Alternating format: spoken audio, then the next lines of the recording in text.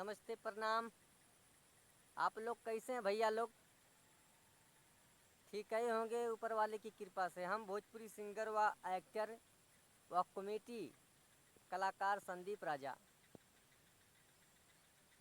तो हम जो है इस चैनल के माध्यम से एजे आकाश चैनल के माध्यम से हम आप लोगों के बीच में कुछ कहने के लिए आए हैं और जो है कुछ गा करके भी सुनाएंगे।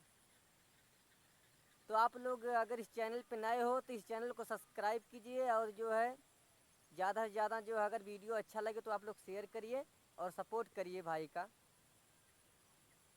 तो कहना है,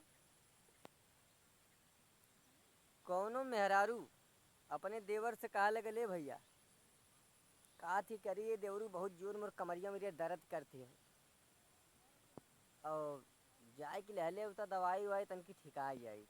कहती है देवरा कहले बता भौजी का भैल है।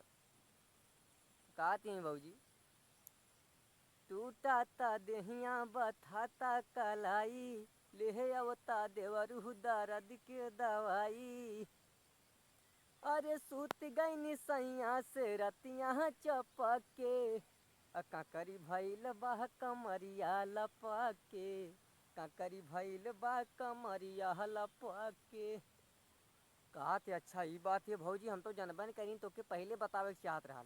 का करिए भैल है खरबूजा नान भैल है। तो फिर कहते हैं भौजी कहते हैं, देह देवरू होगी जलबा, असारी गर्मी से भी जलबा, देह देवरू होगी जलबा, असारी गर्मी से भी जलबा।